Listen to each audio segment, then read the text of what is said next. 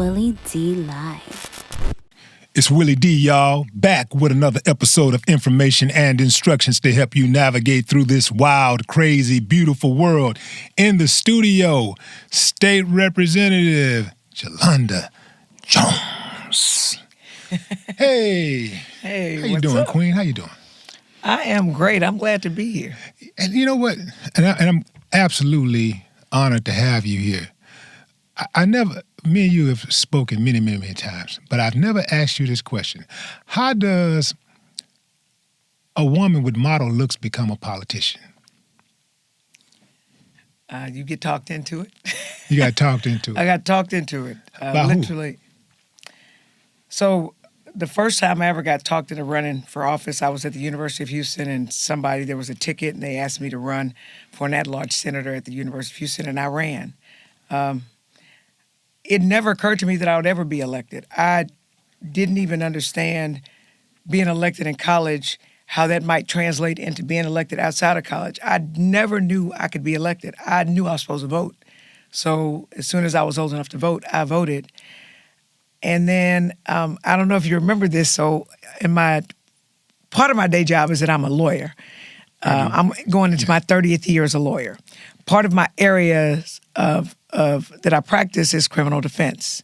So people may not know this, I was instrumental in helping to shut down the HPD crime lab. If you'll remember years ago in 2002, they were faking labs, and they were saying that people were raping people that they didn't, so they were locking up the wrong person and allowing the real criminals to go free. And I was a part of that. So I was on TV all the time as I helped bring down the corrupt HPD crime lab. And then I was on TV, and so the first person that asked me to run for political office, like on city council, was a guy named Lyndon Rose. He was like, "Jolanda, you hot. You always on the news. You need to run for office. You're hot." And I clearly let him talk me into it. So I didn't win that race. That was in 2003. I came back later and was talked into running again. In 2007, I won in 2007. I was on city council. So literally every time I run for something, somebody talked me into it. So clearly I am persuadable. Right. I saw on your Instagram, you was playing this song by Indy Irie, Strength, Courage, and Wisdom, while you were serving the people. You know, when I heard that song, it clicked immediately. Strength, courage, and wisdom, because that's you. That's you. And what I want to know is, like, where does that come from? I was talking to somebody today because this whole new incoming Trump circus is going to be very difficult for Black people. It'll be hard for other people, but it'll be incredibly difficult for us. And I was telling somebody, we're going to get through this. I mean, we as Black people survived through slavery and Jim Crow and everything. But the truth is, I told somebody, because people always say people come for you, and they come for me. But you know what? This is what I know. When I first got elected, I felt like, why are people talking about me? I'm nice. I work hard. And I was feeling sorry for myself. For the people. And a friend of mine said, yeah, I absolutely work for the people. And a friend of mine said, Keith Wade, his name was Keith Wade. He died of COVID on May 21st of 2020. But he said to me, Jolanda, when you got the ball, they going to come for you. So, I'd much rather have the ball than be chasing the ball. And when they come to try to take it from me, I'm just going to stiff arm them. And I'm dating myself like Earl Campbell did, right, with the Oilers. But strength, courage, and wisdom is, I was with my father when he committed suicide. When he blew his brains out, I was in the room with him. In fact, I wrote a book. I'll talk about it later. And there's a chapter in the book called Daddy Go Bang. And that's what I used to say after he killed himself. And what I tell people is, if I could be in the room with my father when he blew his brains out, if I could survive my uncle brutally like raping me. I was 3 years old and he was 6'7". So just use your imagination. I have to have strength to live through that. I have to have courage and to not be crazy after having lived through that, I have to have wisdom. And so I pull on that. And in my book, I talk about how, there used to be a period where I felt sorry for myself because of all the really bad things that happened to me, most of which I didn't do anything to do. I mean, you're Right. born into the family that you're born into. But at some point, I felt sorry for myself. Why is God not a good God? Why did he let all this happen to me? Why did he let my dad abandon me? And at some point I flipped the script and I said, you know what? God put me through a bunch of really tough personal things so that I could be strong for the people. And so I actually just shifted the paradigm, and that's what it's about. It's about when you go through stuff, rather than feel sorry for yourself that you went through it, get up and just know that you got through it. So the next time something comes to knock you down or to try to detour you, you're going to get up and you're going to survive because you've survived worse. And so that's what I use. So that's where my strength, my courage, and my wisdom comes from. Was there a human voice, like a earthly human voice in your ear also? I know God was in your ear telling you, hey, this is the path. This is the way you bounce back. But was there a person? I know you're close to your mom. I don't know if that's the person or grandmother. Was there a person? So there are three people in my family, a strong two, a third one, that helped me be where I am. Like, for sure, when your father commits suicide, and everybody knows your father committed suicide, and kids are cruel. So they would be like, go be with your daddy. Well, Wow. What does that mean? Or Jolanda's daddy's head is under the bed because he shot himself in the temple. That's just very difficult. And so suicide was something that I thought about. Suicide was something that I tried because my life was just very hard. But whenever I was at my weakest, I would call my grandmother. Her name was, we call her Dear. Her name was Claudina Jones. And it's just like she sort of knew when I was at my wit's end. And she was there for me. I remember I didn't have a prom dress. Some stuff happened between me and my mother. And I called my grandmother. She paid for me to have a prom dress so I could have prom. Prom is a big deal, in 12th grade. So she was just always there for me. So my grandmother's the first person. And in fact, there's a chapter in my book about my grandmother. The second person was my Aunt Kathy. She was the youngest of my grandparents' children and my father's youngest sister. My grandparents had 12 kids, 6 boys, 6 girls, 4 dark-skinned ones, 4 medium-skinned ones, 4 light-skinned ones. And she went to Prairie View University, and she just taught me a lot. And when I had struggles, I could call her. When I was in moments of weakness, I could call her. I was her favorite niece or nephew, and she was my favorite aunt or uncle. And to this day, we still talk. And then I think I later learned to appreciate my mother and I had struggles. I write about that in the book as well because a lot of women have issues with their mothers. But here's the bottom line about my mother. My mother made me make straight A's. True story. My mother would beat me, so we got beatings when I was little. My mother would beat me if I made a 97A instead of a 100A. She said, you are not a 97A student. So when you're going to get beat for making a 97, you're going to figure out how to make 100. And to this day, I mean, I've always been a straight A student. People get distracted, I guess, by the package that I'm wrapped in, but I got full academic rides to every Ivy League. People don't know that. I had a full academic ride to Stanford Law School.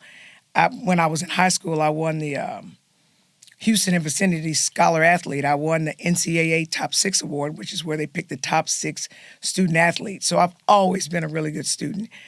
And that has probably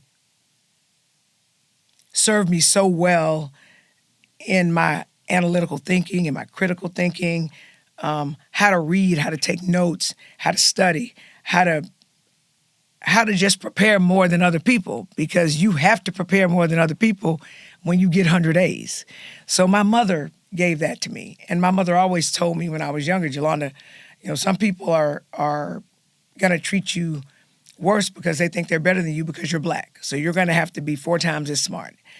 And there's something about when you make straight A's and you're competing against the best of everybody, yeah. then you know that I have what it takes. And it's funny, when I found out that I got accepted to Stanford Law School, I was super excited. I'd always wanted to be a lawyer since I was a kid. And Stanford, everyone knows of Stanford, and Stanford is an expensive school. I couldn't afford to pay for that. Now, let me be clear.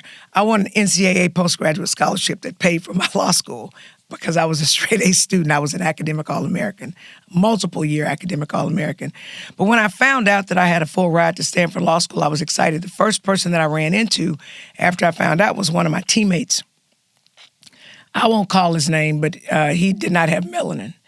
And he was a Mormon guy who was on our track team. And I said, hey, man, you're never going to believe this. I got a full ride to Stanford Law School. And he said, well, congratulations, Joe. You know it's because you're black. And I thought,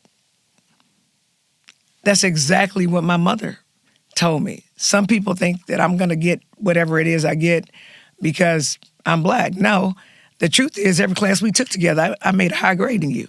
So how is I'm getting something because I'm black, when the truth is I make better grades with you, which some would argue would make me smarter than you, but you couldn't see past my color. So something else my mother taught me, again, why I'm successful, is my mother taught me that, again, those same people that hold it against me because I'm born into this skin, I have to know that God doesn't make any mistakes. God made me exactly like he wanted for me to be. And I have everything that I need to be able to do whatever it is that I need to do. And I just can never forget that. So my mother told me, Jolanda, don't be surprised when white people white, right? So she said, you can't tell who people are, generally, white people specifically, in good times. Everybody's having fun in good times. You tell who people are in bad times. They show their true selves. Like when Trump got elected. I'm sure I know a whole bunch of people, including myself. We had white friends we thought were cool until Trump got elected. And then they let us see who they were. So always pay attention to who people are when times are hard, because that's when they're most likely to show you who they really are. And when they show you who they are, you better believe them. How old were you when your dad died? I was a year and a month. A year and a month. Mm-hmm.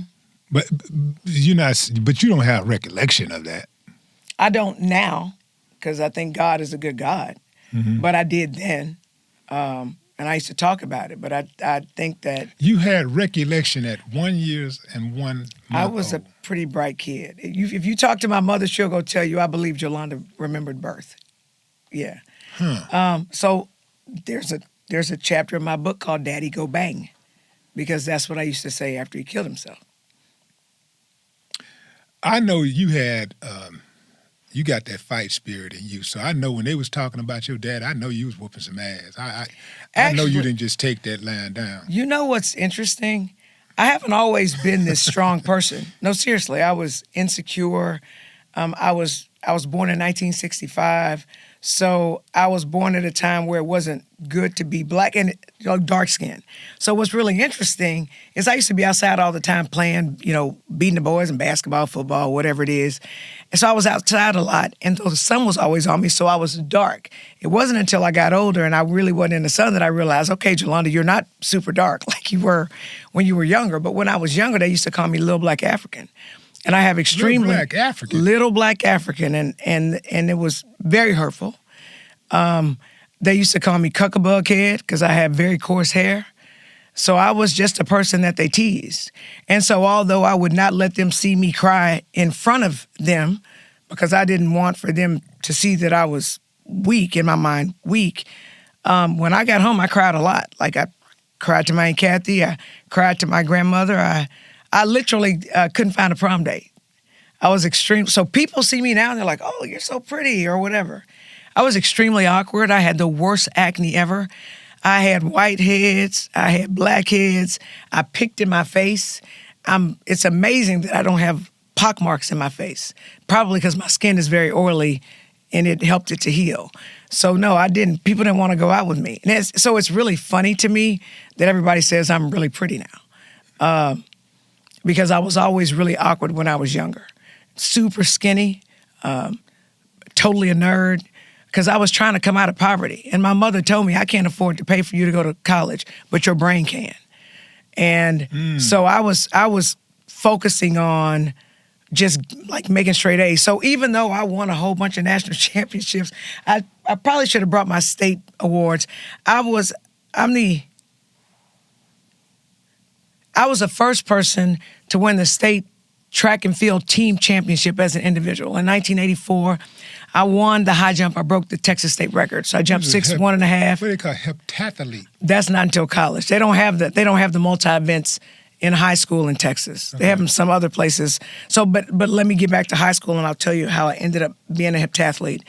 I won the high jump and broke the state record. I jumped 6'1.5". The record was held by Louise Ritter from Red Oak, Texas. And I think her record was 5'11.25". So I beat it substantially. I held that record for 9 years. I won the 800 meters. I won the 400 meters. And I got second in the long jump. I actually jumped a PR. I jumped 19.7.5. And so I scored 38 points for Elsick High School, and we tied with Dallas Carter. They had 8 girls score their 38 points, and I scored all of Elsick's 38 points. And so I was the first person to ever win the team championship as an individual. Now, but I've always been like a really good athlete. So I was an All-American in basketball. I was the Houston Post and Houston Chronicle Player of the Year my junior and senior years, and I had full basketball rides to all the D1 schools, especially the ones with basketball. I got recruited by USC when Cynthia Cooper and the McGee twins were there. I got recruited by the University of Texas. I got recruited by the University of Tennessee when Pat Summitt. Well, back then she was Pat Head, so I guess it was before she got married. La Tech, Old Dominion, like when those schools, I mean, we're about the same age, so you know which school. So I actually played in the Texas High School All-Star game with Teresa Witherspoon, who was a great star for the New York Liberty. So I was a really good athlete. In fact, I got 8th at state. I ran cross country for some shoes. So when I got to college, since I was just very good at a whole bunch of stuff, they were like, you should try the heptathlon. And I ended up being very good at it. Damn, you're multi-talented. I mean, like, you're really, really good at everything that I see you do publicly. Now, I know that you got some flaws in some areas or whatever, things that you do, but I can't sing. Or some shortcomings, right? Yeah. I can't sing. But you can dance. I can dance. So I can be the backup dancer. Yeah. See, you got to find out what you're good at. I seen the whole family dance. Yeah. Y'all be making them TikTok and Instagram with my mama. videos. Yeah. We had some viral videos. Yeah, y también hablo español, aprendí en las escuelas. Right, Taco Bell. So you said Taco Bell, and I said I also speak Spanish. I studied it in school. That's all I know. I mean, I'm fluent in Spanish. Taco Bell ain't even Spanish. Why did I say that? Well, it's a Mexican restaurant. It's a Mexican restaurant. That's all I know. That's all. And not a very good one. Yeah, that's all, yeah, it is. It's not. But I used to eat at Taco Bell. I didn't. You never ate at Taco Bell? I don't like their food. Well, but you ate there before. That's how you know you don't like it. But I know I don't like it. Right. Tell me this, Jolanda.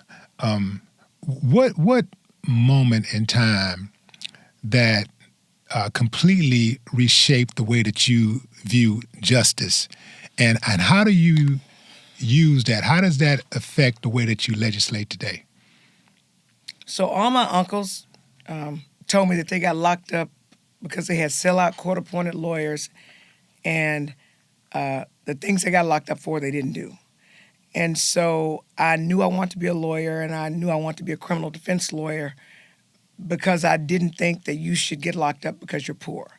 So I do free will work, so people got to pay me. But I also, the way that I give back is I do some court-appointed cases, which is you don't get paid that much. But I literally have gotten a court-appointed murder case thrown out. So, but when I ran for office, I suspected, just like my life showed me, the police didn't protect and serve in my neighborhood. The police harassed us and arrested us and lied on us and beat us. And so on the outside looking in, I can see that's not fair. When I got elected, I saw that the way that they allocated resources to people. It just was not fair. White folks had most of the contracts, and people don't realize how much government contracts pay.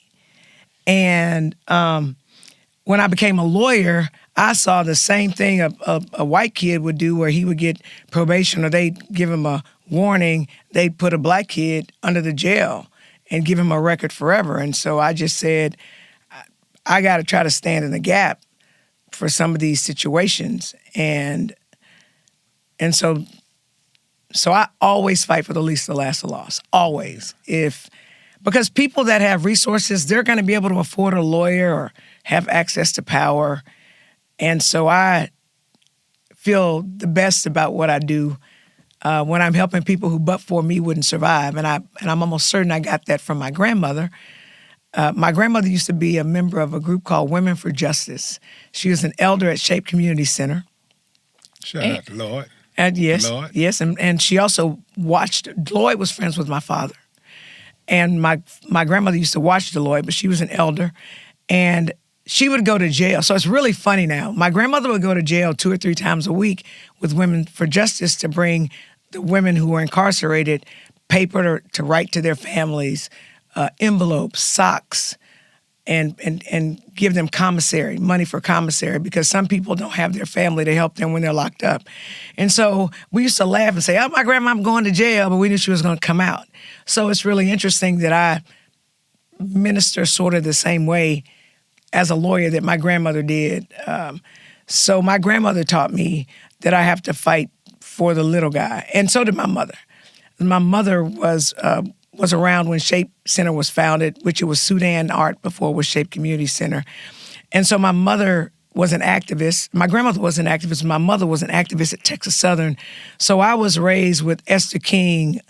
Omowale Lathuli is his name now, but he used to be Dwight Allen, Gene Locke, Esther King, Thomas Melanson. I mean, I remember these people. And so there's a whole bunch of us movement kids where our parents made us go sit and read while they schemed about how to get Wheeler Avenue closed off because it used to be open and students used to get hit by cars and stuff. So, and they were prepared to be locked up, you know, and so when that's what you watch your mom do, then even though at the time I thought I had the meanest mother in the world, like, how come I can't go outside and play like the other kids? And she's like, nah, you gonna sit your little self right here. She didn't say self. Right.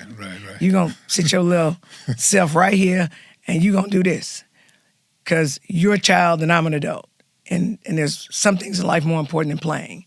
And so when your mother raises you like that, then you feel an obligation. And when you get older, you realize why she did it. And come to find out, I did the same thing with my son. My son is now a lawyer. We practice law together. So I didn't know that. Yeah. Congrats. I mean, how proud of a moment was that when he decided that he was going to pursue law? So I didn't know that he was going to pursue law until he was already accepted to law school. So first of all, he always told me that he would never be a lawyer because I started law school when he was 5 months and we just struggled. Because I was in an abusive relationship with his father. I was trying my best to continue breathing. I mean, been strangled, raped, all those things, and didn't drop out of law school. I stayed and I graduated, and then I just struggled. I was a single mother, and the village helped me raise my child. I took him to law school with me. I was breastfeeding in class. There were 7 new mothers when I started law school. 6 of them dropped out. But I'm the oldest of 5 kids. So I knew kids can get into most stuff and require more attention the older they get. When they're little bitty, they sleep a lot. So if you just slap a titty in the mouth and breastfeed them, they'll go to sleep and you can do your work. And none of the other women who dropped out of law school went back because kids just can get into most stuff as they get older. And that was, I guess, the benefit of me having been the oldest of 5. And so I can tell you one of the lessons, I laugh at this, about how I can't, just because I have something, doesn't give me the right to treat others who have less worse, and I have to share what I have. So this is how I learned that lesson. My mother worked at the post office, and so I had a piece of gum. I told you my grandparents had 12 kids, so it's a bunch of grandkids. We're all about the same age, or at least the older ones were all about the same age. And some of our parents had more than others, right? And my mother was one of the ones that could afford for me to have gum. So my grandmother would drive to our respective elementary schools, pick us up, and watch us at the house until our parents came to get us. And so I had a piece of Wrigley Spearmint gum, and I was getting ready to put that gum in my mouth in front of my cousins. I didn't offer them any. My grandmother took that piece of gum out of my hand, and she literally ripped that piece of gum into like 10 little pieces. I had this much. My gum was this thick. I was very, very, very upset about that. Like, why'd you take my gum? And was she told me, and she distributed it to my cousins. Yeah. She said, "You don't get to eat in front of them. I mean, if you didn't want to share it, you should have waited till you got home." And so I always think of that one piece of that Wrigley Spearmint gum that was divided into like 10 pieces, and all my cousins got it. So I learned a bunch of really good lessons as a kid that I don't really think I appreciated until I got older. But I definitely appreciate them. Did you get everything that you wanted out of the sport of track and field? No, track and field is a very depressing area for me. So I won a whole bunch of stuff. I still hold records. I still hold records at Elsick High School. I am one of the most decorated high school athletes. I went to the Olympic trials in high school. I went to the finals of the high jump in the 1984 Olympic trials at the LA Coliseum. And I got to see all the people I saw on Sports Illustrated. Well, Carl Lewis was my teammate, ended up being my teammate, but Evelyn Ashford and Willie Gault and Edwin Moses and all these stars. And I was just there as a high schooler. It's very unusual for you to have good enough marks to qualify for the Olympic trials where you competing against the big boys and girls. And so I had a lot of hope, but I got hurt. I won 3 NCAA championships. You said NAACP. No, that's NCAA. And I won 1 United States championship in the heptathlon before anybody asks, it's the female version of the decathlon. And these are the events in the heptathlon in this order: hurdles, high jump, shot put, 200 on the first day, long jump, javelin, and 800 meters on the second day. So I won 3 NCAA championships, and I won 1 United States championship in that. And I got hurt in 1989, and I ended up meeting my abusive ex-husband, and he just forced me out of track. And I was abused for 6 years. And when I came out of that relationship alive, I talk about that in the book as well, overcoming domestic violence. Because you're most likely to be killed when you're trying to get out. That's just what it is. And so I was not able to fulfill my Olympic dreams because I retired from track and field at the age of 23. So by the time I was 23, I had 3 NCAA championships and 1 United States championship, and I was on Pan Am team, the World University Games team, the Goodwill Games team. I just made a lot of teams, and so all of my teammates went on to win Olympic medals, and I did not. I was doing what I could do to survive. So it's real hard for me to watch track and field. Yeah. It's real hard. But when one door closes, something else opens. So now I compete in the courtroom. And I practice criminal defense, so if the police messing with you, I mess with them. But my son and I do personal injury. And one of the things I've learned since we've been doing personal injury is that we resolve our cases like way faster than most lawyers. We try, if possible, if it's not a really, really, really bad accident, we try to have you your money within 4 to 6 months after the accident. That's really sort of unheard of. And it's a selling point for why we do what we do, and we get policy limits quite often. So even when insurance companies don't always want to accept liability. So I also practice family law. I'm trying to move out of that. My son really likes family law, though, but I did and I still do. So I've been practicing law since 1995. How much of the abuse that was going on in your personal relationship did your family know about? They didn't. We don't tell. At no point until, like, even after you left, at what point did they know? Did somebody I mean, you don't. know? So you're in love with your abuser, right? When you are in love with somebody, you want your family to like them. And I had a bunch of big uncles, all of whom went to prison. My Uncle Rodney was the TDC champion in the bench press, and he tried out for the Oilers. He was just a big dude. So I knew if my family knew he put his hands on me, that they would probably kill him. So I didn't want him dead. I just wanted him to love me and not abuse me. And he would always tell me he was going to change or whatever. It took me 6 years to get out of that. And it takes, on average, 7 years to leave an abusive relationship, and you hope you get out alive. So no, you don't tell anybody. And one reason that we don't tell is because people blame us, right? So people ask questions like, well, why did you stay? Well, whether people know that or not, that's blaming the victim, right? Or people say stuff like, well, I wouldn't let nobody hit me, or it's your fault. After the first time he hit you, you should have left, blah, blah, blah. Well, we listen to these things. We're already beating ourselves up because we love somebody who mistreats us. They rape us, they beat us, they cheat on us, they financially hold us hostage, they take our money. Sometimes they make us quit our jobs. I was forced to quit my job, and I went and lived in Spain with no job, away from my family. And you're ashamed. And it doesn't discriminate based on like how smart you are, how much money you have. So how many people want to go tell their family, I'm in love with the person who beats me. I'm in love with the person who rapes me. And I don't have the courage to leave. So you don't tell anybody.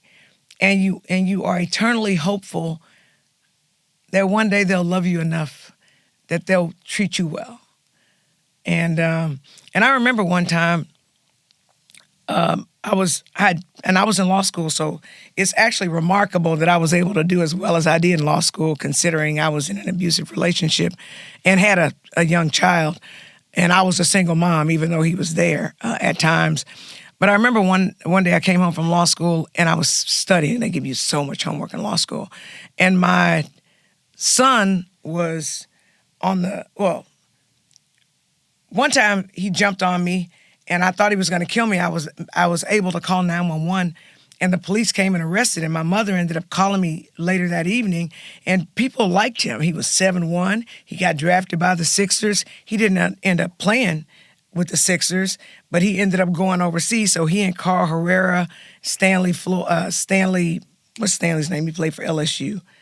I can't remember his name right now. They were all playing about the same time. And so my ex ended up going to Spain. So our son was born in Spain, in Malaga, Spain. So he played in the Spanish version of the NBA, which is called the ACB. And they pay them plenty of money. And so my ex-husband was extremely attractive. And again, you 7'1", you walk in the room, everybody know you play basketball. Everybody think you famous. Women throwing their panties at you, you know. And my mother, he drove a Mercedes. And so my family was like, they were proud that he was my boyfriend. And so when I called the police on this, and I didn't call the police all the time. Like, I called the police when I thought I was going to die. And so he was locked up. My mother called, and she asked where he was, and I said, he's in jail. It was the first time I said anything to anybody. I was just exhausted, exasperated, beat up, and I have my small child with me, and I'm just tired. And I thought I don't know, could cry to my mother. And she said, "What you do, Jolanda?" Wow. Which I didn't do anything. We ain't talked for like a good 6 months. And so we that's been resolved. So people always think that if you get hit, it's your fault. It's not. He would drink a lot. He would drink like a 12-pack of beer every day and was just very angry. He didn't appreciate that his drinking and his laziness was making it difficult for him to stay with the team. He wanted to be with San Antonio. When he got drafted by the Sixers, they were going to sign him to a contract. He didn't think they were paying him enough money, so he went to Europe, Spain specifically, and played for a team called Única Ronda in Malaga, Spain, and made a lot of money there. But the ACB is not the NBA, right? But then he told the Sixers that if they drafted him, that he would play with them because Carl Herrera, who was his best friend, had gotten drafted. I can't remember who Carl got drafted Herrera. by. He played for Houston, right? He ended up playing for Houston, but Carl wasn't originally drafted to Houston. Carl was drafted, but then Carl went and played at Real Madrid in Spain, right? So if you use a draft pick on somebody who then goes to play in Europe, you've basically wasted a draft pick, right? Nobody wants to waste a draft pick. So because they knew that Alvaro, which is my ex-husband's name, Alvaro Teheran, the Sixers says, if we draft you, you're going to play for us, right? Because you can't coach 7-1. And he said yes, and they drafted him, and he went to Spain. And then he wanted to get back to the NBA because the Spanish league, they're just brutal there. If you've never been to a professional game over there, it's different. But they used to call my ex Juan Valdez because my ex was Colombian. Juan Valdez is a coffee guy. Mm-hmm. They throw cans at you and everything. It's While wild. you're on the court? Yes, and they smoke in the stadiums. It's very interesting. But anyway, so he was just very, very, very frustrated. Another time, my son, I'd come home, I was studying, I had a lot of homework. My son, who was maybe a year and something, he really wasn't talking. And the only people that talk to little kids when they can't talk are their grandparents. True story. So my son was on the phone talking to my mother. He was sitting on side of the bed, so you really couldn't see him on this side of the bed because he was sitting, and my mother was talking to him, and he was looking at the phone. So Alvaro came and he was very, very, very upset because he was just angry because he couldn't get back into the NBA, and he took it out on me and he jumped on me. Again, he's 7'1", 265. I'm 6 foot, 165. I can't fight that, and I don't fight who I love anyway. And so he jumped on me, straddled me, and started strangling me, and I was losing consciousness. Now the whole time, Giovanni, who's my son, is on the side of the bed talking to my mother. Well, he couldn't talk, but my mother was talking to him on the phone, and I knew that. Alvaro didn't because he had come from the living room, and I was able to knee him in the nuts. And of course, you know how y'all are with y'all's nuts, y'all. Mm-hmm. It's like the gyms, and he released to my throat and if you've never been strangled, you literally cannot yell. You cannot get air, you cannot breathe, and you start passing out. So he's strangling me. He's got all his weight on my neck. I can't scream. I have the wherewithal to knee him in the nuts. He releases my throat, grabs his stuff. I scream to my mother, "Mama, call 911." Like, call 911. And I'm screaming because I was like, because I had to get air. And my mother called 911. And then he starts scrambling, trying to get me to undo it. He hung up the phone because he didn't realize Gio was on the phone with my mom. He hung up the phone and 911 called me back. So my mother told him where I was, and he got arrested that night as well.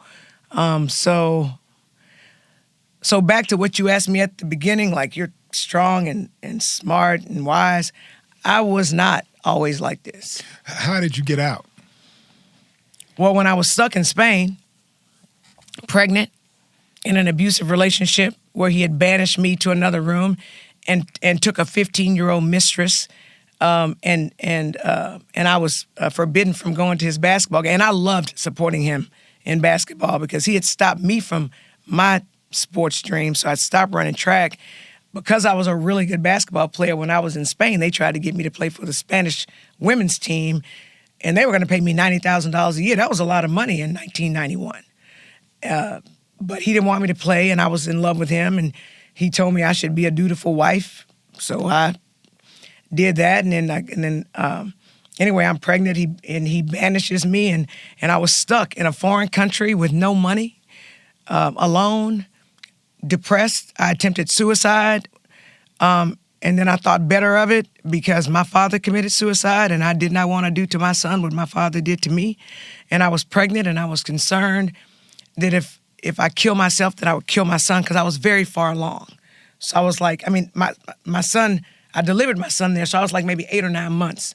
So I couldn't live with like killing my son who, I mean, he was big enough to live outside of my womb. And then if I kill myself and then he lived, maybe he would be brain dead or he'd have brain problems. And or if he was fine, if I kill myself and he lived through it, I knew he would blame himself because I blamed myself for my father's death. And even though I didn't have anything to do with my father's death, but it's just something that you think is your fault, right? And I didn't want to do that to my son. Did you ever think about killing dude? No. That never crossed your mind? No. Boy, I'd have killed his ass. It wouldn't have even been a question. It was like if I would have, moving on. Moving on. You gotta know. But I understand. I do understand. I mean, he was my child's father. I understand. I loved him. Yeah. He kept saying he would change. He would treat me better. He told me when we got married that he would never cheat on me. So I was hopeful that when we finally got married, because it took us 5 years to get married, that he would be different.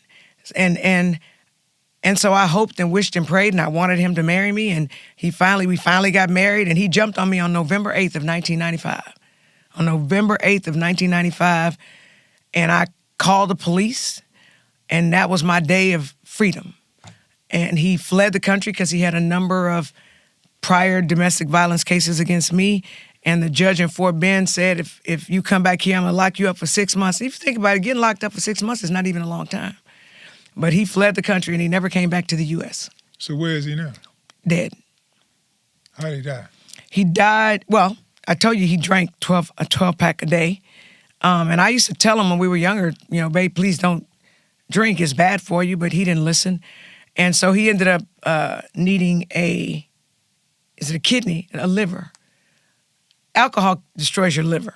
So he ended up needing a liver transplant, and he died May 4th of 2020. It was during COVID, but he didn't die of COVID. Before COVID, in December of 2019, they said he was terminal because of the damage that had happened with all the alcohol. And he ended up staying alive until May of 2020, May 4th of 2020. He died. He was 54. What's your sibling gender ratio? You got 3 is it 3 sisters? There's 3 girls and 2 boys. Now, one of your brothers died, right? Yeah, he was murdered. He was murdered, yeah. And his name was Emeka. His nickname was Black. He was hustling. He was doing stuff he ain't had no business doing. He got shot 5 times, twice in the head, May 31st, 1996. Over there off of Fondren and in them apartments over there across from the library, Fondren and Braeswood. He got killed in them apartments. One thing I've just noticed that you're really good at remembering dates. Like dates. So like I'd be like, I think that was 89. My brother 90, died May 31st, 1996. Yeah. He died exactly 2 weeks to the day that I competed in the 1996 Olympic trials in Atlanta, and it was my sibling. He was 19 years old. Yeah. Your 19-year-old brother shouldn't be getting murdered. So yeah, I remember that. My father died December 7th, 1966.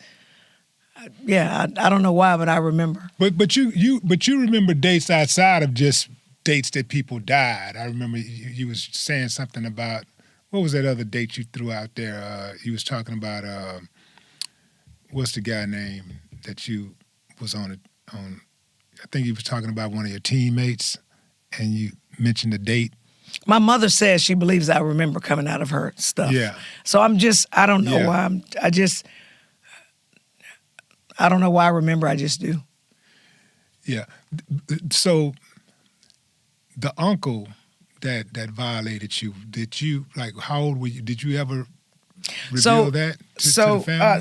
So when I told my grandmother that I outcried when I was 21 years old. And so I told my grandmother, my maternal grandmother, and she said, that bastard, I never liked him. So it's like he started. Now, who? What It was side of my the family? aunt's husband. So it was we weren't blood related. He was married to my aunt Your aunt on whose side? on my mother's side. Okay, your maternal. And here's what's funny. You think you're over stuff and you're not always over stuff, right? So I was 3 years old. My mother was a student at Texas Southern. And my mother would let him babysit me. I mean, she didn't think anything of it. It was her sister's husband. And it would happen at the married dorms at Texas Southern, which where the married dorms were is now I think it's the Barbara Jordan Mickey Leland schools are now there, but it used to be the married dorms. And he used to, just imagine, he used to put his penis in places it shouldn't have gone on a 3-year-old. And he told me that if I told anybody that he would kill me and he would kill my mom. And I didn't want him to kill me, and I certainly didn't want him to kill my mother. And so I think God is a good God. God will sometimes take memories away from you like that. I remembered when I was 21 years old, I told my grandmother. She said she never liked him. But also something that I didn't know I was doing, but the people that learned about it knew, is I would try to protect my siblings from him. Like I would never let my sisters be around him. I would always try to make sure I was there to protect him. And when I told my aunt, when I told my grandmother, my aunt believed me. She'd had addiction issues, and she's been clean for years and years and years and years and years now. But people don't understand when that happens in a family how it could destroy the family. I have 2 cousins who are his children. My cousin, who is his daughter, said, "Joe, if he did that to you, I'm so sorry." My cousin, who is his son, he's dead. He got shot. He was at the wrong place at the wrong time at a club, and it was a shootout. He thought I was lying on his daddy. Like he just did not believe that his father raped me. And so it causes problems with families, which is one reason why I'm certain people don't tell people. But here's what's funny about it. With 2 things. One is funny, the other is not funny. When his brother died, because these brothers, they were all from Tennessee, and when I married my aunt, when the brother died, I went to the funeral of the brother. The brother was very nice, didn't have any problems with him. And there was a bunch of tall brothers. They were like all 6'6" to like 6'8". They're just incredibly tall. But I was little when he brutalized me. So I saw somebody coming. I was in my 40s. I thought it was him. I started like breathing hard, like get away from me, get away from me. And I'm like and it wasn't him, right? Because he had moved back. He and my aunt had, I guess, divorced, and he'd moved back to Tennessee. So I guess I forgot what he looked like. And so I had this meltdown at the wake of his brother. Now I'm 45 years old, 40 something. I can't remember how, but I'm on city council by now.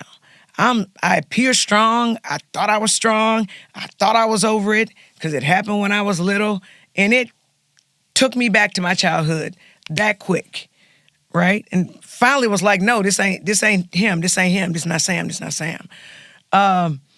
So that made for a very interesting wake. But when he died, my mother called me and my mother said, Jolanda, my aunt, who was his wife, wants me to go with her to Tennessee to his funeral. But I don't want to do anything to upset you. And I said, no, go. This is the funny part. Just confirm for me that he did. And she got there and she said he did. I was like, So that was that. Wow. You know, you more than likely was not the only one in the family that I agree. did that to. That for sure. You see, because I found out, like when my uncle was close to death, that he had pretty much violated a number of women in my family. I knew he had violated at least one because it was the big talk in the family. Where you from, Palestine? Because we got the same issues. Yeah. It was messed up, like, because I never liked him because he violated my little cousin. I never liked him. But he was one of those in the family, was a drunk, and he was the one that, that was our brother, so all of the girls, his sisters, try to protect him, including my mother, try to protect him. And they would actually let this dude live in their house. With their daughters.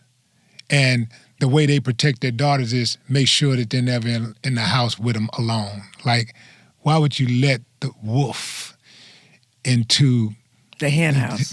Why would you do that? And I realized that, man, we got some work to do. Like, a lot of us have those type of experiences. We have that. We have that in one part of my family. We do. Yeah, a lot of us have those type of experiences where we have people who have violated family members, and we protect them because we don't want to see anything bad happen to them. I'm like, or we should pray for them because God forgives. Yeah, I'm like, now I can't do that. Yeah, God might forgive, and I tend to do that from time to time. But certain things, nah, man. This dude ruined so many girls' lives, and then I look back at some of their behavior, and why they are the way that they are, and I can trace that right back to that. It's trauma. Yeah, I can take it right back to that incident. But something that we as Black people don't do is counseling. So trust me, I've had a lot of counseling. Yeah. The second I became a lawyer and I was able to have health insurance, I needed to talk about a bunch of the trauma in my life so that I could put my life on a positive course. And look at me now. Yeah, look at you, and look at Trump though. Your boy. He's that ain't my boy. He's about to retake the White House. Did you ever think that? First of all, I know it had to be shocking that he got in the first time, but once they voted him out, did you ever think that you would see this guy? So actually, come in? so let me be clear. My mother told me from a very young age, don't be surprised when white people white. So when white people white, don't be surprised. A white woman came up to me. This is when Trump is running, right? So the first time he's in office, he appoints Supreme Court justices who take away the right to abortion, right? So the white women are up in arms about it because they want their right to abortion. So the white woman come to me in 2024 when Trump's running again and says, "So what are you guys gonna do?" And I looked around. I said, "Who is you guys? Like, no, what are you white women gonna do? Trump is president because white women picked Trump over a white woman. Who was y'all's hero? So that's why y'all don't have the right to abortion. I mean, we all don't, but I mean specifically them." And so I was not surprised when I would hear conversations where white women are married to white men and they do what their husbands say. So, and their husbands want them to vote a certain way. So you will vote against their interests. And so now people are going to be dying. People are already dying with that. So no, I was not surprised. I was hoping we would be better, but something else I've learned. White people vote based on their fears. Black people vote based on how they feel. Oh, yeah. Oh, yeah. And so, is that deep? Feelings and fear. And fear is a tremendous motivator. White people vote because they scared. White people scared that when we take power, we're going to do to them what they do to us. So you answered the question for me, because I was about to ask you, why is it that white women not only voted against their interest the first time around with Trump, but the second time around, they did the exact same thing? This is a guy who has been accused of multiple sexual assaults. Multiple sexual assaults. This is to my point of how America really doesn't care about victims of sexual assault. They don't. Because at the end of the day, we have 95% of rape kits in the United States of America that are sitting in evidence rooms untested. So did you know that when I was on city council, I'll have to send it to you, maybe you could show it later, that I refused to vote for Houston City Council to do a study on why rape kits weren't tested rather than spending the money to actually test rape kits. So, because my premise has always been, if you don't test rape kits, you're literally leaving criminals out in the streets to continue to offend. If you test the damn kits, then you can stop them. Well, you got to do good science, right? Because the HPD crime lab was jacked up. So if you don't have good scientists and you're dry labbing, which means creating fake test results, you might lock somebody up because you created a result that made it look like they did it. But again, the perpetrators are out roaming free. And in fact, I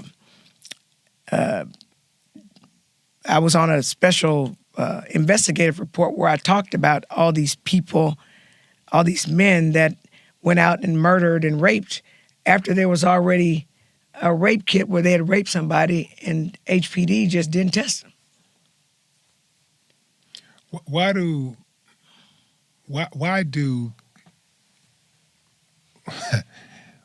people that are from the black community, some people from the black community, think that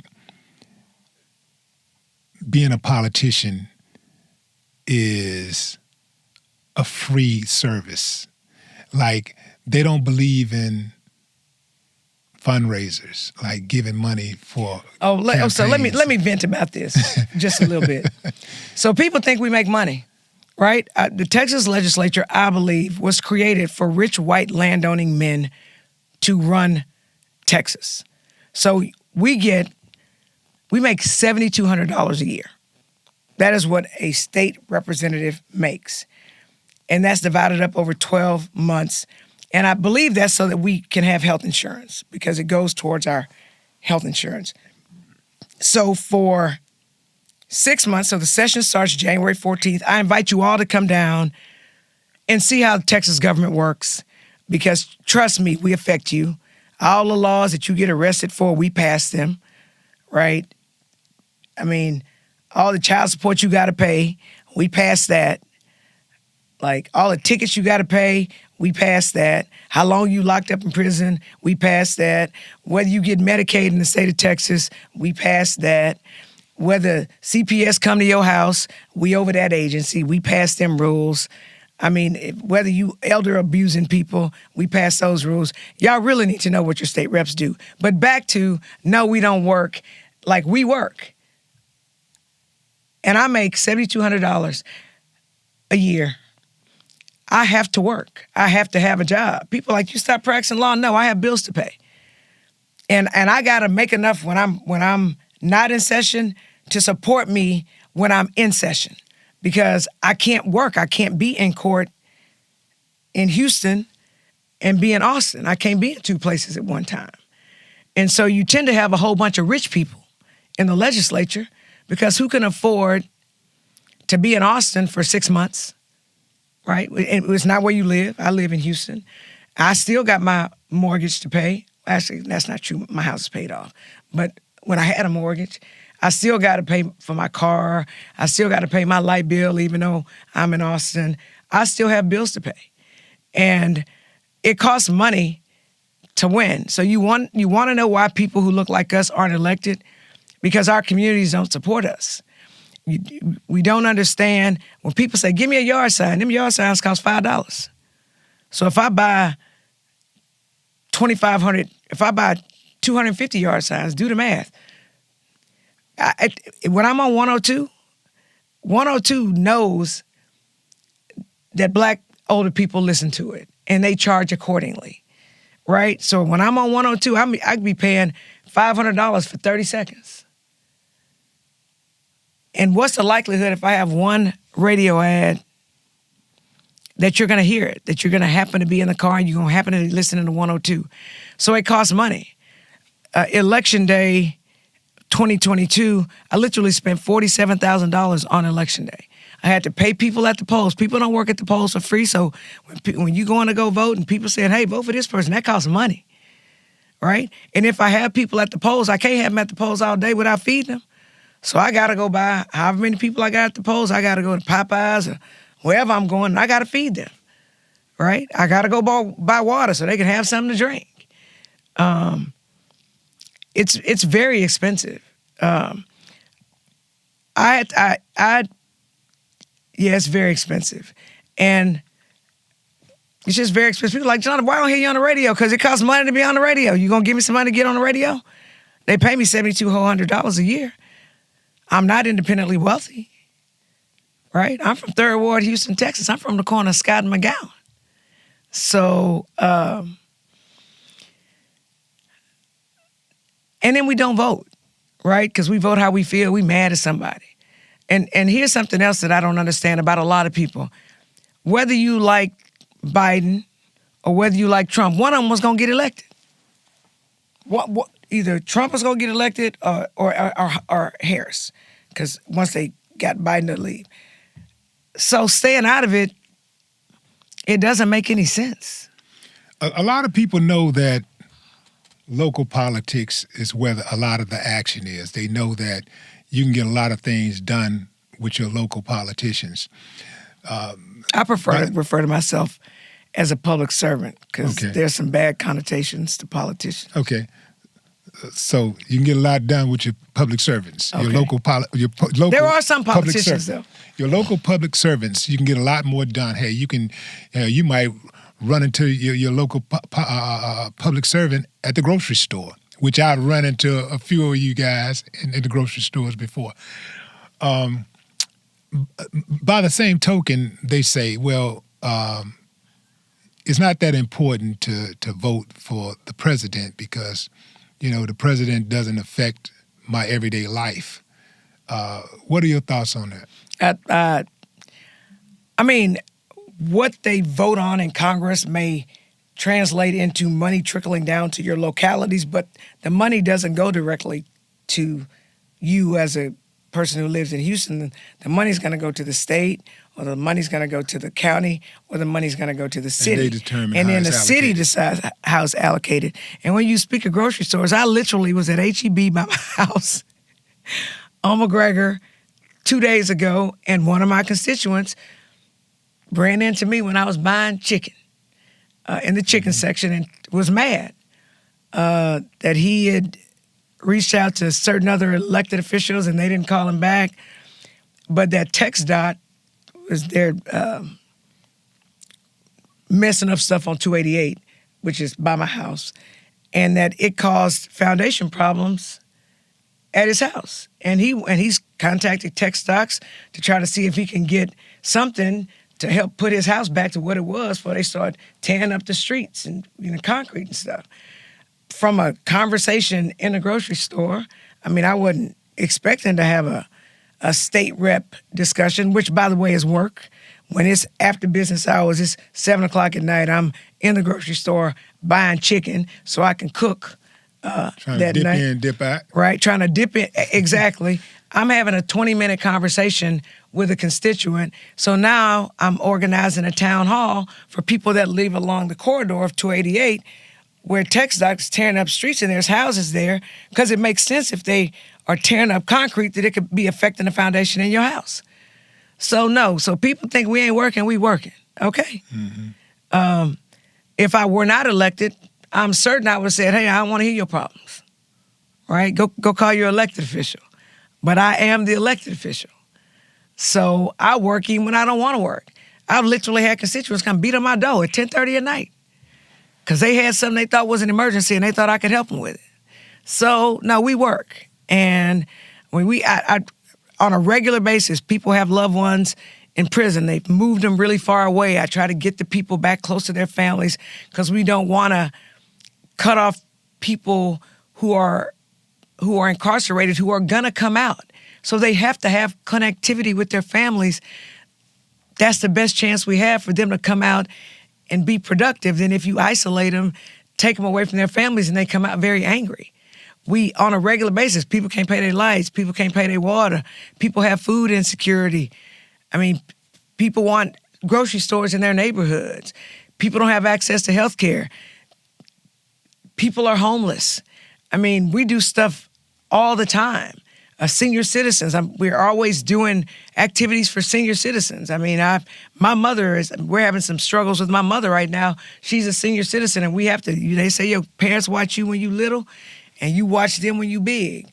True story, where you have issues where people need help managing care for their elderly parents. And elected officials help you with that. We point you in the direction that maybe you need to go to, or maybe we know people, right? So I could refer you. I've had people who were having problems paying their mortgage. I refer them to an organization I know that helps people refinance their houses with fixed interest rates instead of variable interest rates, and they try to lower the mortgages. So trust me, we helping. The lights, your trash ain't getting picked up. You may call me as a state rep. The city handles trash pickup. I'll call the city and say, hey, they say they called y'all. Y'all didn't pick up the trash. Can y'all go pick up the trash? Illegal dumping, stray dogs. Yeah, we handling it. That's work. Creosote on the north side, seeping into the ground. They have these cancer clusters. We trying to get TCEQ to stop these trains from dropping this stuff and companies from polluting neighborhoods and black and brown neighborhoods. So yeah, no, we working.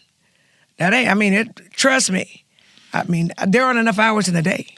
How bad do you think it's going to be under Trump over the next 40 years or so? I think it's going to be horrible. I think the police are about to lose their mind on us.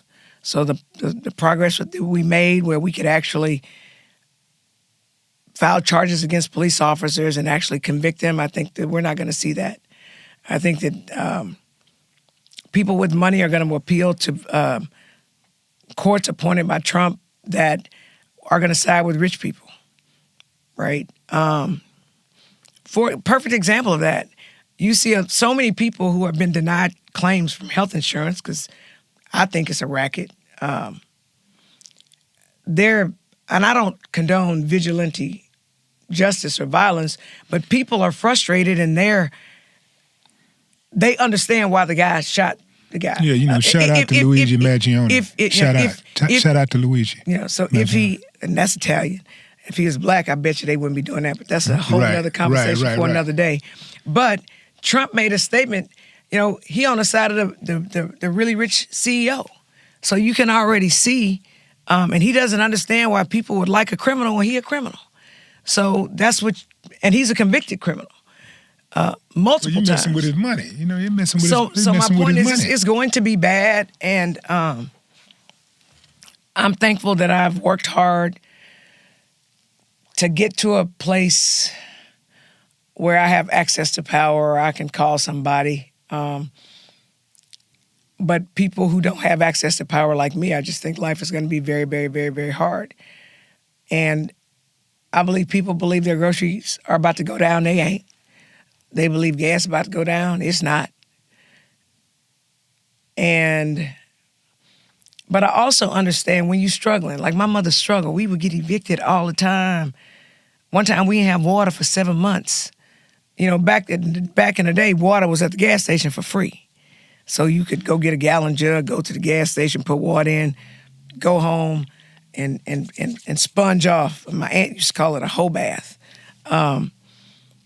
And it's just going to be hard. And the thing about kids nowadays and people nowadays, they're just not as resilient as we were when we were younger. I mean, we would go through so much. I mean, I remember in 10th grade, our house burned down because we didn't have electricity. We were using candles. We standing outside. I'm in the 10th grade. I'm the same height I am now in T-shirt and panties as the house is burning down. The rent house we were renting is burning down. And guess what? We went to school the next day. That's what I learned when I was little. Just because you had a fire and you lost everything, my mother dropped me off at my friend Wendy Pena. She dropped my sister off. By the grace of God, my mother was able to find the keys and get the car out the garage. Dropped my sister off at her best friend's house. I was going to talk to the parents. I wore my friend's clothes the next day at school. At school, people were like, Joe, I smell smoke. Do you smell smoke? Mind you, they smelling me. They don't know. And I ended up telling people our house burned down because we had an electrical short, when the truth is our house burned down because we were using candles, and I was too embarrassed to tell anybody that we were using candles. So, and I said before, I learned your house can burn down and you can go to school the next day. But people nowadays aren't built like we are. Or like we are. Yeah, Or like we are.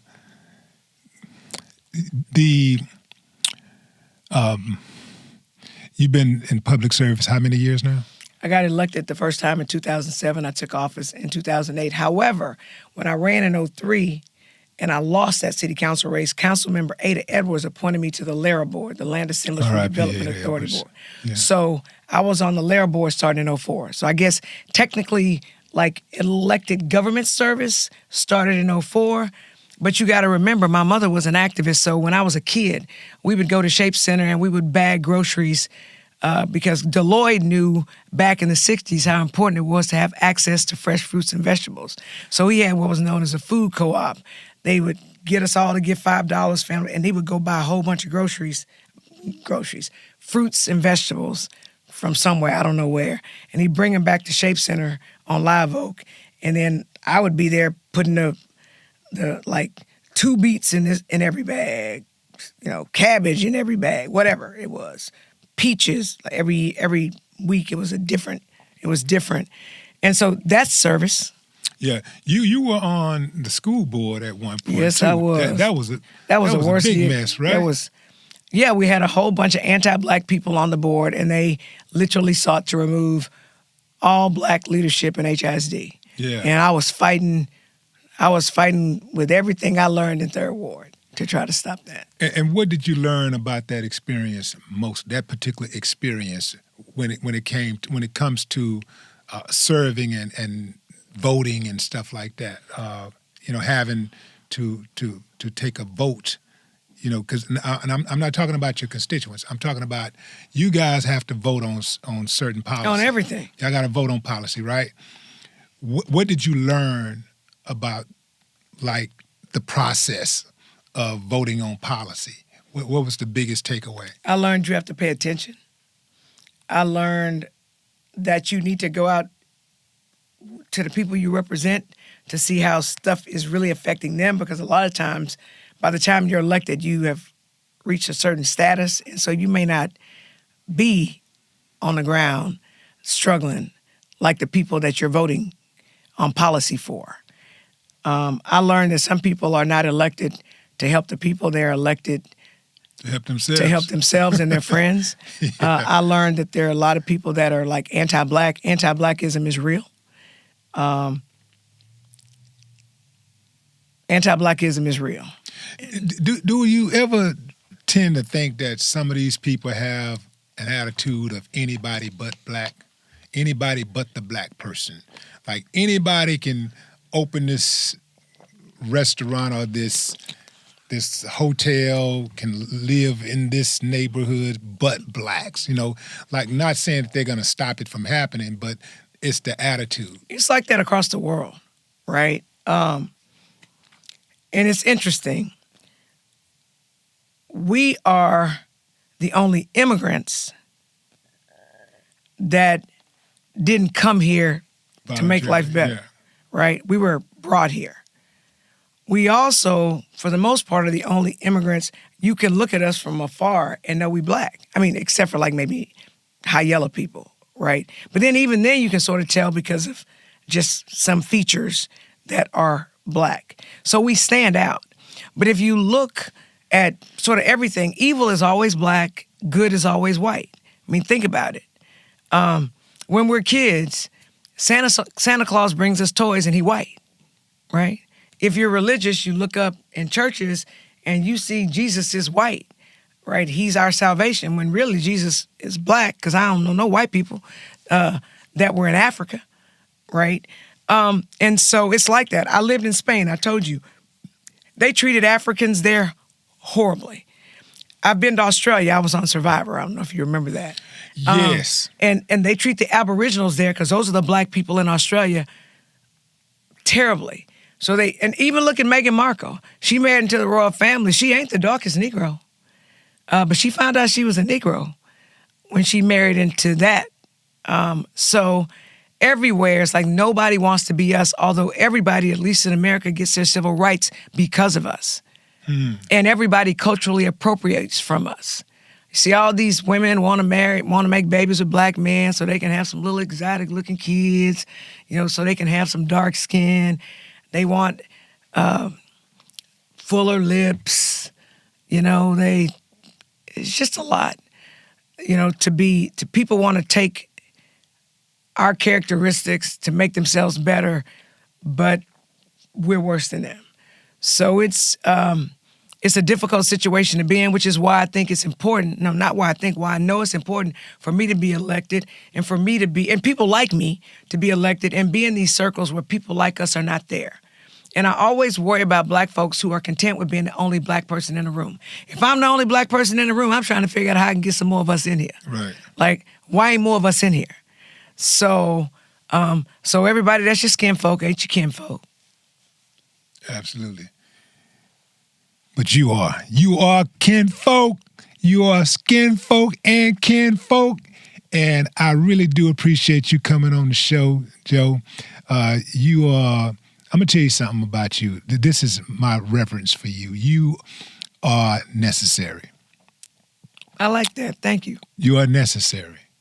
Like we can talk about your strength and your wisdom and your courage, your resilience, your resiliency, but you're a good person. Thank you. And I appreciate you. Thank you for your service.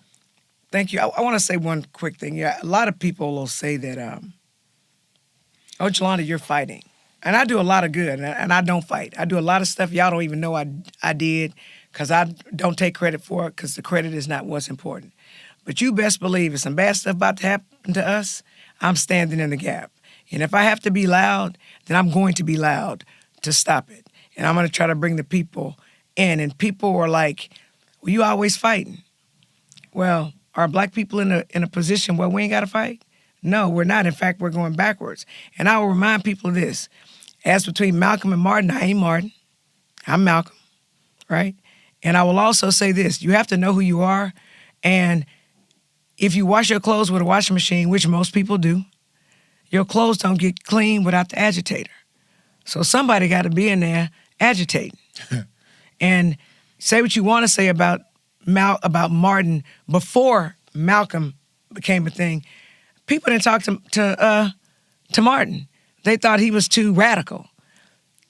But the second Malcolm came on and agitated Mo, then they was dealing with the more reasonable Negro, Martin. So there's a need in the civil rights movement for agitators, right? And that would be me. When you go there and you get under people's skin and you come under attack, and I'm talking about you're always under attack. Always. But sometimes it gets really, really bad. When it gets really, really bad, how do you reset, brush yourself off and get back out there? What's one of your hacks? It sort of depends. If I can go to some beautiful beach somewhere and frolic around in a bikini, I'll do it. And I'm probably going to post about it, right? I'm a black mermaid. When I was on Survivor, I literally won a swim challenge, right? I didn't beat white people swimming. I'm a very good swimmer. I love beaches. I love beautiful beaches. So that's one way I decompress. Again, something else Keith Wade, my advisor, told me, that if you're not doing stuff, people don't come for you. So I've lived long enough to expect they're going to come for me. I'm just ready when they do. And I try to have friends that understand. Some people they don't want to rock the boat. Those people tend not to be my friends, right? Mind you, they be the first ones calling me when they need help doing something. Absolutely. Right? First ones calling. And something else I learned, when I'm in fights with people. When I first got elected, people would come to me to fight for stuff. They're not doing this fair in the city. They're not doing that. And I would go fight, and other people are like, I'm scared. So I'm fighting these fights that I've been asked to fight but it looks like I'm just finding fights because I don't have anybody fighting with me. So I learned, I don't fight for you, I will fight with you. If you're not strong enough to fight, I'm not going to fight for you. That's a good mentality to have. That's how I am. Like, I get on with you. I'll fight for you if you'll fight for me, but you first of all got to fight for yourself. Mm-hmm. Ladies and gentlemen, Jolanda Jones, State Representative Jolanda Jones. Jolanda Jones. Put some respect on her name is what I have to do. I have to make sure that I always put that respect on your name. State Rep. It just depends on what you're going to be, the next time I talk to you, because you be in that politics. And I know people were are trying to get me to run for Congress. I am so thankful I didn't. I do not want to be there with Trump, because I absolutely believe he's going to use the government to go after people, the FBI, the CIA, the Justice Department, and it's going to be terrible. Yeah. And a lot of people who have power that's in Congress, especially these senators and these governors, man, these guys are such cowards. What's his name? Ted Cruz let Trump talk about his wife like a dog, and he still rode with him. Let me tell you something, man. I don't give a damn who you are, bro. Hey, you know how it go. This is what I'm saying, because people, and I tell people this all the time. Like I said, I really am thankful for these really tough experiences I've had in my life, like with my father. Do you really think Trump can do anything to me that having to overcome my father's suicide where I'm with him? It's more of an irritation rather than say like a bazooka or something like that. And the truth is, figuratively speaking, I think I have more nuts than a lot of them, right? Yeah. Or they haven't even dropped. And I don't know who said this, but for sure, I would rather die on my feet than live on my knees. And most of these politicians are absolutely living on their knees. Absolutely. You cowards. All right, y'all. I'm going to leave y'all alone. Thanks again, Jolanda. Thanks for having me. I appreciate it. Absolutely. This has been a long time coming. Yeah. No more talk.